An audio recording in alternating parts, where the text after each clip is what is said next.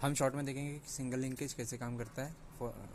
Exam point of view से हमें ज़्यादा टाइम नहीं इसलिए, ठीक है। तो अब देखो यहाँ पे अपने पास यही टेबल दिया हुआ रहेगा, ये अपने को बनाना पड़ता है, या फिर ये गिवन रहेगा तो बहुत ही अच्छा है, अपने को बनाने की ज़रूरत नहीं।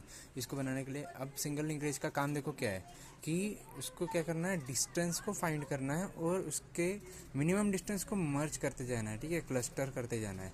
तो वो करेंगे कैसे? सबसे पहले तो अगर मुझे ये वैल्यूज़ निकालनी है तो मुझे क्या करना पड़ेगा, यूक्लिडियन का फॉर्मूला लगाना पड़ेगा। अब ये नाम क्या है एक बार देख लेना पड़ेगा, ठीक है। इसका फॉर्मूला क्या है, x1 minus x2 square plus y2 minus y1 square और सभी का अंडर रूट है, ठीक है। अब x1 क्या है, तो सपोज़ मैंने s1 से s2 मुझे अगर जाना है तो x1 और x2 अपना ये हो जाएगा, हाँ, और यहाँ पे y1 और y2 ये हो जाएगा, ठीक है, x1 x2 y1 y2, ठीक है।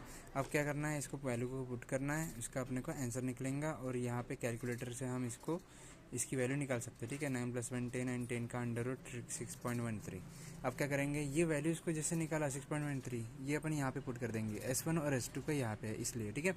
अब क्या करना है, s1 से s3 का निकालना है, तो फिर वही करेंगे कि s1 से s3 मतलब x1 और x2 ये हो जाएगा, y1 और y2 ये हो जाएगा, तो इसको वहाँ पे रख दो, वैल्यू निकाल लो। अब क्या करेंगे, नेक्स्ट स्टेप्स क्या है, ठीक है, ये स्टेप पहली हो गई। नेक्स्ट स्टेप क्या है कि अपने को अभी ये इस टेबल में से सबसे छोटा कौन है, इसमें से सबसे छोटा है 2.13। अब 2.13 कहाँ पे लाई करता है, S6 और S1 में, ठीक है। ये X6 के कॉलम और S1 की रो, तो इन दोनों को मर्ज कर देना, ठीक है, क्लस्टर कर देना। कैसे, X6 की जो पूरी रो है एंड S1 का पूरा कॉलम है ये 0 हो जाएगा। मतलब नेक्स्ट इसमें देख लेते हैं, यहाँ पे देखो S1 एंड S6, ठीक है, ये दोनों 0 हो गए और बाकी की वैल्यूज़ जो है वो ऐसे ही रहने दो, ठीक है। अब देखना यहाँ पे क्या हो रहा है कि इस टेबल में सबसे छोटा कौन है, 2.82 है, इन सभी वैल्यूज से छोटा, तो S3 छोटा है, ठीक है। अब ये कहाँ पे लाई कर रहा, ये भी कर रहा है S1 S6 में लाई, तो इन दोनों को मर्ज कर देना है, ठीक है। यहाँ पे साइड में हम S3 लिख देंगे, यहाँ पे लिखा है, दिख रहा है।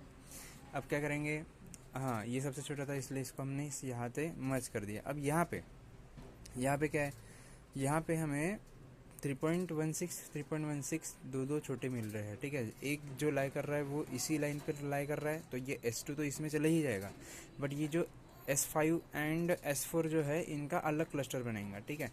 अलग क्लस्टर मतलब यहाँ पे, हाँ, यहाँ पर क्या 2.82 S3 के कॉलम में है और S1 S6 के रो में आया है, इसलिए हम S1 S6 में ऐड कर देंगे। मैंने वही लिखा है जो मैंने अभी आपको समझाया है, ठीक है।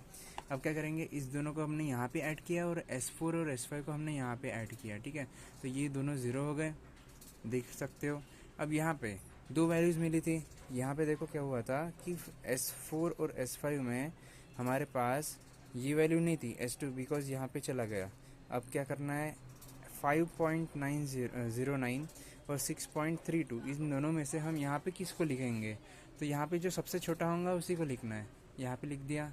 एट द एंड क्या होगा, हमारे पास कोई भी वैल्यूज़ नहीं बची, ये इसके अंदर लाई करता है, तो हम इस दोनों को ये मत लिखो, कोई फ़र्क नहीं पड़ता।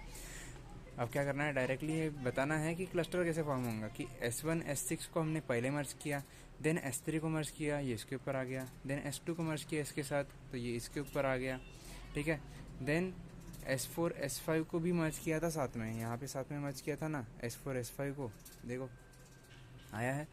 तो ये दोनों का सेपरेट बन गया एंड इन दोनों को कंबाइन करके हमने A0 निकाला, ठीक है, बिकॉज एक ही वैल्यू बची थी। तो ऐसे हमारा क्लस्टर फॉर्म हो जाएगा। Thank you.